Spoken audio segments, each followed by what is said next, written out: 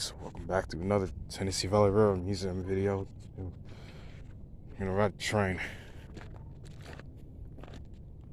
As you can see, we're in the display yard where we got lots of engines, and if you can see right now, they got the tent set up.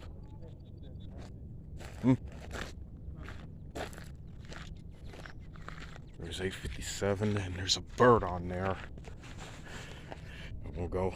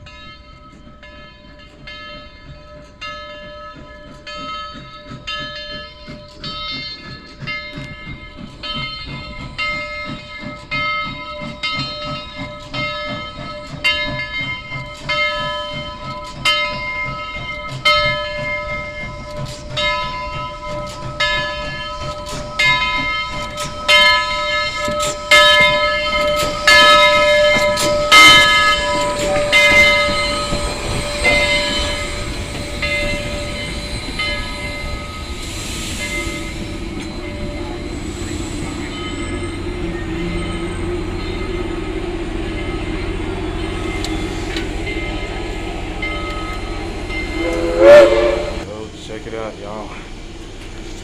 I'm in the back of 390. 4501 is going to be pulling out the train today. As most of y'all know, 4501 was built in October of 1911 by the Baldwin Motor Works, and this what it would be their 37th and 85th locomotive ever to be built. And most of y'all know the first engineer that drove 4501 was Mr. Walter C. Dove. I don't know what happened to him, but he used to be a good engineer at that.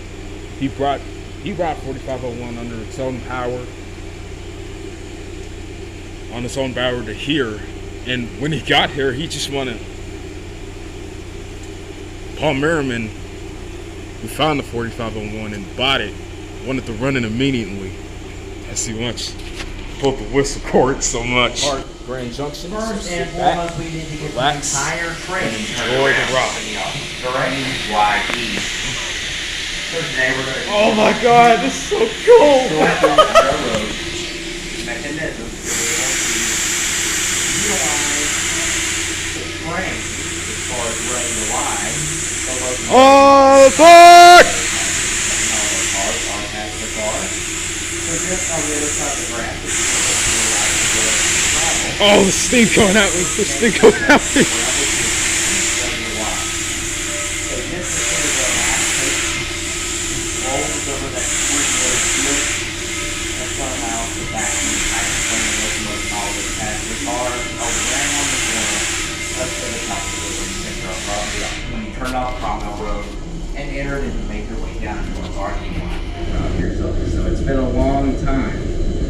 I think most of us do more U-turns and parallel parking than we do three-point turns. So the point being is that we will be able to run the line, get the train turned and headed in the opposite direction towards East Chattanooga. We'll be pulling down the west leg of the line from Burnside Grand Junction, well underway to our first stop at East Chattanooga.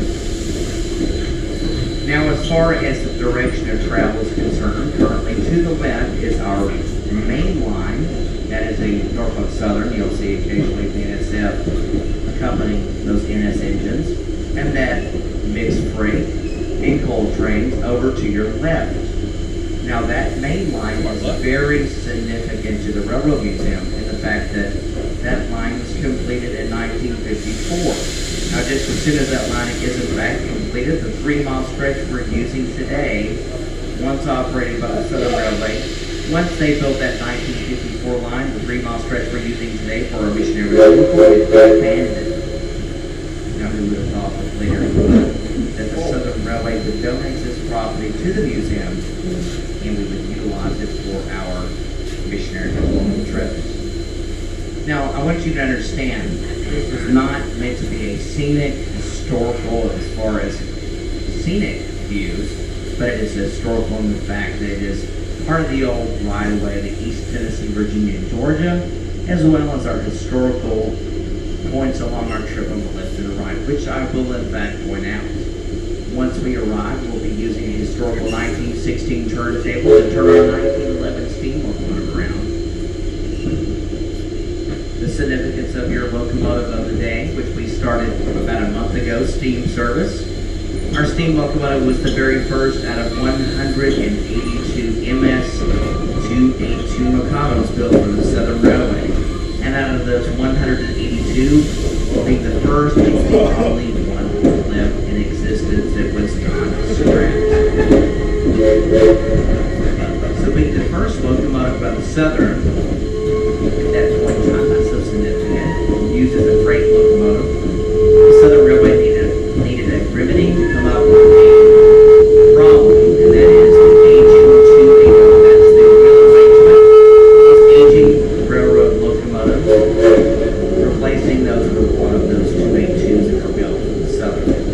But again, significant today in the fact that it's the only its class of it. We are currently backing around the east leg of the line. Let's talk briefly about your coaches. If you're running a coach 390, you're running an baggage combine operated by the Central Georgia Railway's Nancy X2. Your car would always be located directly behind that streamliner diesel locomotive. Each and every day, your train will leave from Savannah, Georgia in the early morning hours, traveling at high rates of speed to Atlanta, Georgia, several hours of layover, and then returning to Savannah in the early evening hours each and every day. Now, the significant part of the 390 has been replaced as far as its numbering system, and also being the fact that it's been replaced with its original paint scheme of the Nancy Hayes 2. Its original number 390, back into the blue and gray and gold lettering of Georgia. Now, the Nancy Hayes 2 was named after a famous racehorse, which was named after a certain person that would be Abraham Lincoln's mother, her maiden name. Now, at the same time, the Nancy Hayes 2 would leave Savannah, Georgia, so too would another all-streamliner train lightweight coaches leave from Savannah to Columbus, Georgia. That was the Man of War, also named after the famous racehorse. East Chattanooga. Your coaches were built in 1947 as far as the 390 Sunlight coach that was built as a state-of-the-art as far as its lighting system, fluorescent lighting, Let's go. lighting a daylight type of lighting for the passengers. The difference would be that the lighting would be towards the center of the windows and you would have shades as far as during the evening hours to pull those shades during your trip on your return to Savannah. If you're riding a 1488 or a 1486, you may have noticed that their letter as far as the names, the Emory and Henry and the Randolph Macon, that is a university name, smaller university in the state of Virginia. After all, they were built for the Norfolk and Western Railroad as 10-6 sleepers 10 small room mats, 6 larger bedrooms. Now, when the Pennsylvania Railroad resumed operation of those coaches, they standardized taking the partitions from the sleeping quarters down and making them larger capacity passenger coaches and later coaches.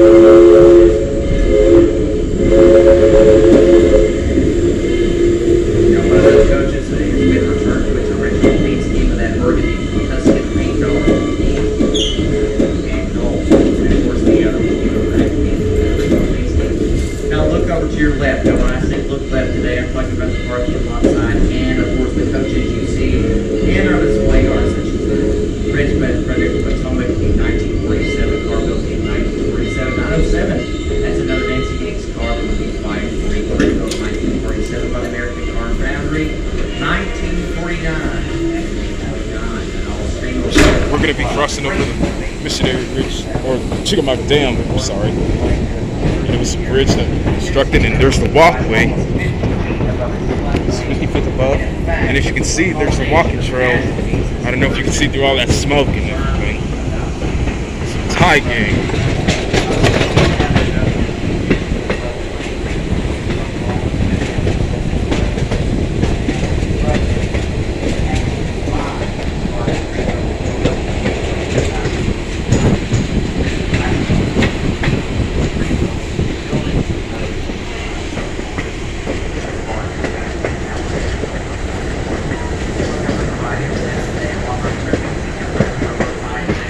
Here, you can see that we're about to cross over Allied Metals, and right there is the CXS transportation where all the cars are being stored.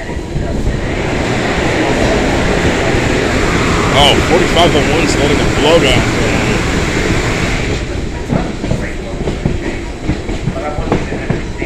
on. And as you can see, there's 630s all tender, and 6910, which is K&T 10. There's another tender, a box car, passenger car, a flatbed, another flatbed, and a coach, another flatbed, and there's this display car that used to be in the depot.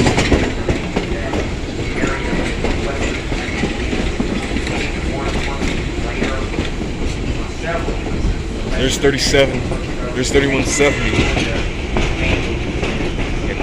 And over to your right, you'll see some F3 units. These are Tvrm 566, 576, and 578. The next bridge that we're going to cross over is Tunnel Boulevard. Here's Tunnel Boulevard.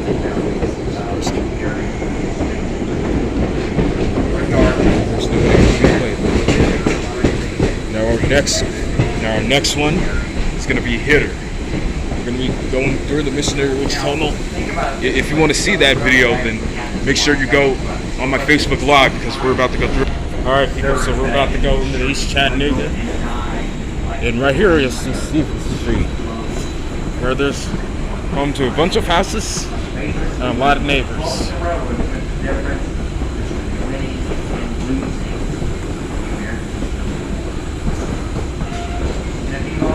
And there's the last bridge that we're crossing over.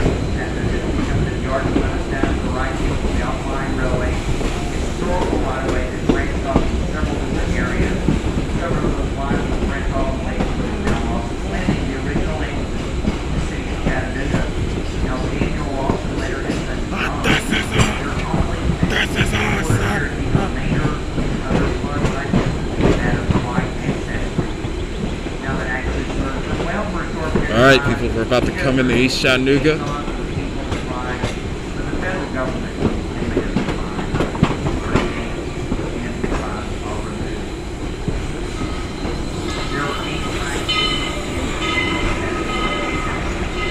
I bet you Merlin Brooks Thomas might be here. We're still working on the 832.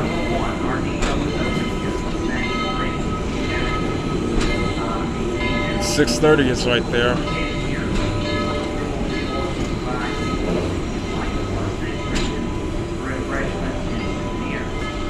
But if you would like to see our engine turning around on our 1960 turntable, as soon as you step off the train, you'll need to take a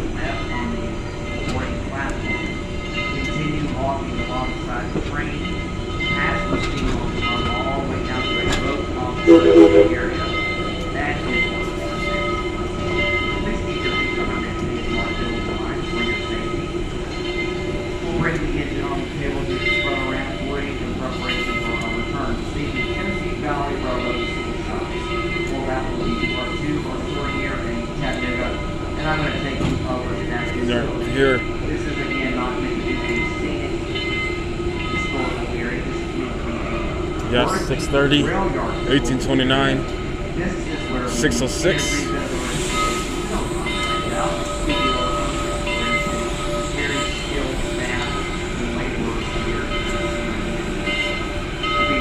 Shortly, this is the call. It's time to exit. Got a lot more to talk about in a few moments when we get started. We'll see you at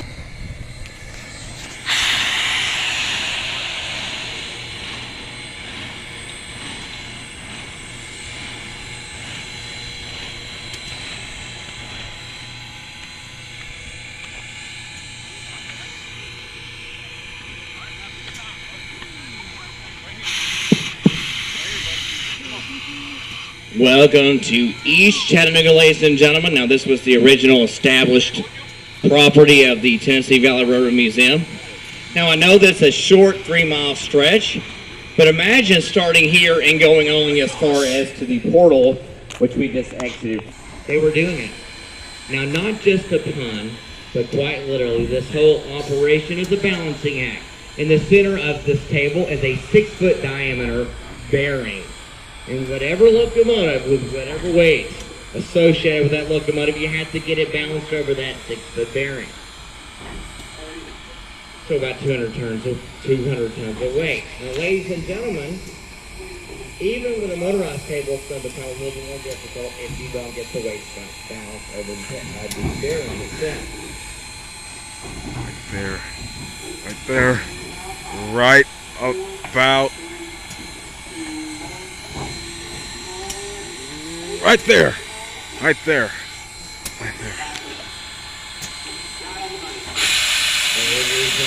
Locomotive 45, the very first MS 282 mikado. Let's break that down. This is 282. That is referring to the wheel arrangement. Anytime you read about it, either the description of any single locomotive, you're going to see a prefix. This engine right here is a beast. 484. We're counting that wheel arrangement based upon wheel set. So for the 282 mikado, start counting wheels. And there are your two twins there. Your leader pilot wheels. That's the two. Larger driving wheels, 4 on each side. 4 plus 4 is 8, and 2 trailing wheels underneath the truck. Mikado means emperor or ruler in Japanese because Japanese railroads were actually, believe it or not, ordering the Samaritan class locomotive, sending those over to Asia, reassembled there, and using those on Japanese railroads. It gets the nickname Mikado. Ladies and gentlemen, this is the very first MS-282 Mikado to be built for the Southern Railway out of 182, and it's the only one left. Not so significant as it was built, used up in Bull Gap, Tennessee, the Knoxville Division, and in 1948, just before it was retired by the Southern Railway, up in the Southern Indiana Division, the Southern. Certainly significant today. Perhaps that buys it a little time because the KNT, the Kentucky and Tennessee Railroad, a short line mining operation up in the hills and mining areas of the Kentucky and Tennessee mountains, based out of Stearns, Kentucky, buys this locomotive for about $8,000. Originally, it was over $23,000 to build by the Baldwin Locomotive Works in Philadelphia.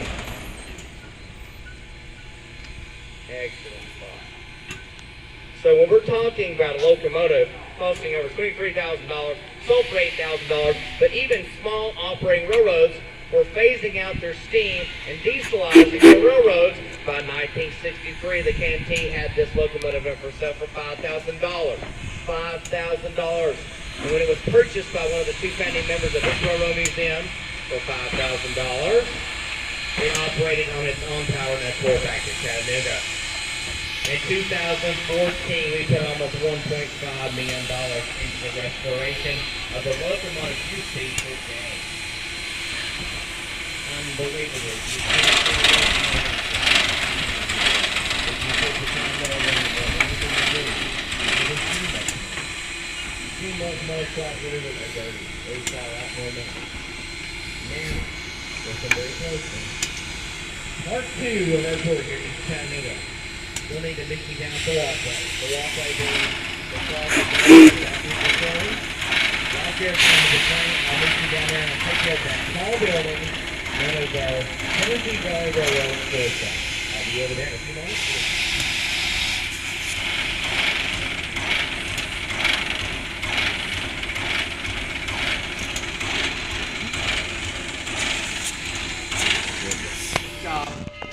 It's not going to be pretty. It's going to be very functional, okay? All right. And usually functional means pretty rough looking, dirty, a lot of mechanical parts, a lot of machinery, okay? But the end result is the fact that if we do have some really incredible looking coaches, they have to come through a facility like this one. Now, all railroads are going to have a building like the one we have here, with a couple exceptions. If we were a large operating railroad, during the days of when railroad passenger service was the main mode of transportation in this country, we would have separate buildings called car shops that would accommodate work on your passenger cars, dining cars, so on and so forth.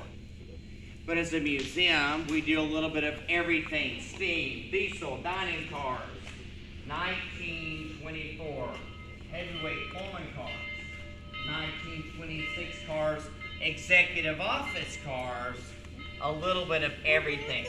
Now, this is not a true engine shed. Now, a few weeks ago, we thought we were going to use our steam locomotive 4501 during the weekend. Mother Nature had other plans. Now people say, well, steam locomotives operate in cold weather all the time. But the difference is we don't have a staff 24 hours to be able to keep that locomotive hot enough. What happens in your house when the pipes freeze and suddenly it gets a little warmer and expands? You're going to have a major issue, right? Yes. What do you have working throughout a steam locomotive? Piping, flues, okay? So the same thing. And also, even though we had not completely fired the engine up, we brought it in here. A true engine shed, a facility that would house your engine, steam locomotives specifically, would have a certain ventilation system all the way throughout the building that would suck that smoke up and out. That's not what we have here, okay? With smoke and sand. It smelled like smoked ribs all weekend. And it wasn't even that hot. It made me very hungry. Yeah, I can smell but it the now. fact of the matter is, this back shop, 7, that is track 7 and 8, lead directly into this building. This is track 8. There are 2 sections of a back shop, but I ask you this first and foremost. Back shop being spelled B-A-C-K. I specify that because one lady thought a few months ago that I said back shop. And that the bats roosted in the rafters, and that's why it was called so. Back shop. Where is a back shop located? In the... Oh, we got a jokester here. Oh. And I appreciate you saying that. You know, a lot of people don't want to say the obvious. It's in the back. What is it in the back of? The back of your rail yard. The back of your property. Do you want to have it out in the front? Do you want to have it out in the middle where you're still operating your railroad? Boom, comes to a complete stop because you got this machine, this locomotive, this coach right in the middle. You're taking it apart, replacing the parts. You can't get around it. It's an obstruction. That's not very wise. That's not very smart. You're going to have it towards the back of your rail yard. Because not only do you have to accommodate space for an engine or coach, you got to be housing the replacement parts for that equipment. So hopefully the coach behind me here will go back into Pullman green. I'm a purist. I like historical accuracy. Okay? I'm a little stickler about that. Okay? I'm a little obsessed with that. That is because it was delivered as number 528 for the Central Georgia Railway. That's what I was going to say. Number 528 Pullman. This is a heavyweight as opposed to your coach's lightweights. All right? I have some comments for that, but I'll stop there. Lightweights, just like it sounds, lighter weighted material. Heavyweights, they were built pretty heavy. Sturdy, yes, but you're talking about 85 to 90 tons of weight. Dang. Much less with a streamliner train with lightweight coaches. Okay. Originally, the roof on this car would be higher. It would be a clear-story roof. Now, if you want to know what that looks like, when you make your way out of the shop here, you look to the left, you'll see number 1688. Oh yeah, I know what it looks the clear-story roof. I know exactly what it I miss looks those like. roofs because those high lighting fixtures hanging down the center. That's your 1920s, 1930s car. All right, all right.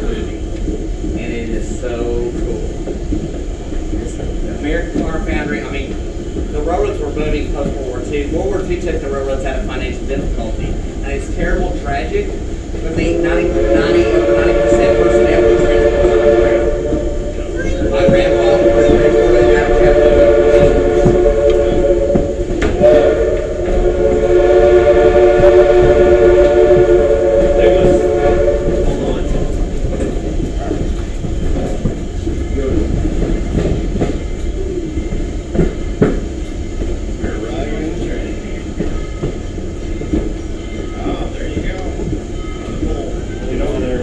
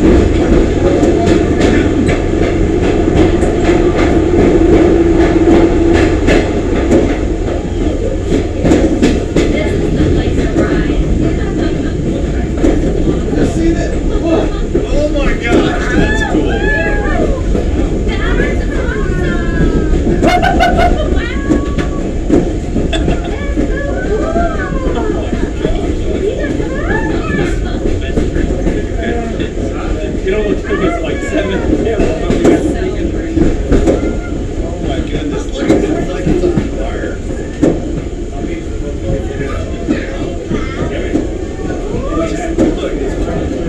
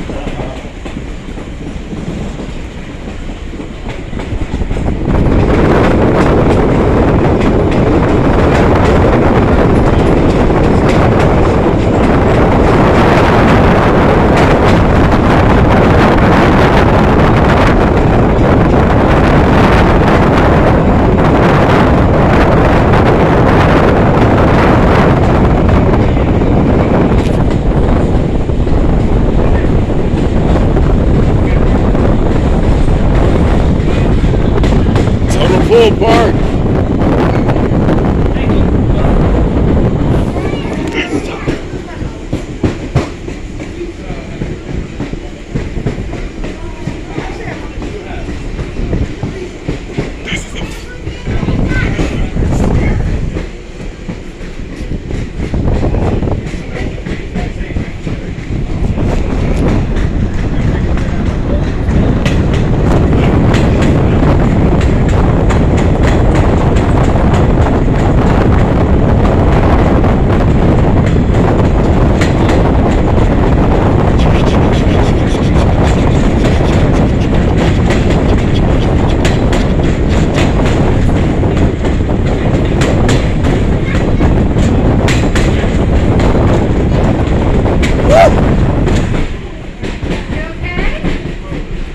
Yeah, I'm fine. There's something got in my eye. I don't know what it was. Yeah, cinders and all that.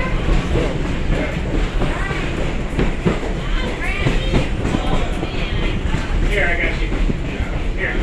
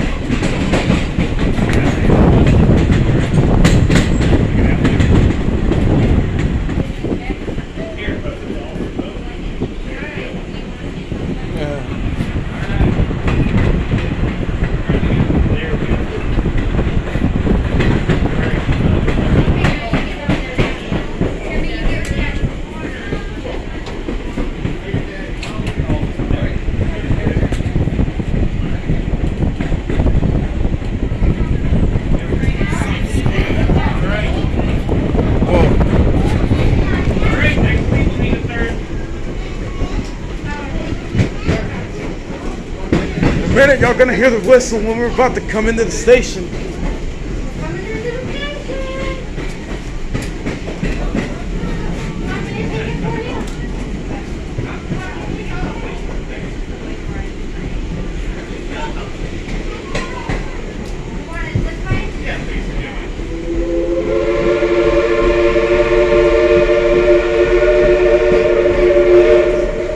I just love her whistle. Love that.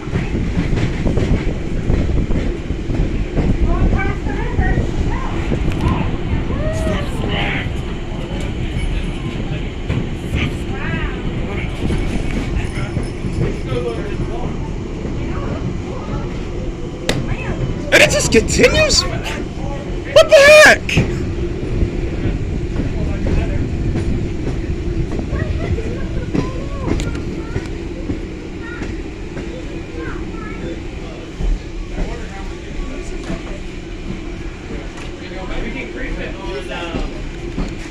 Oh man.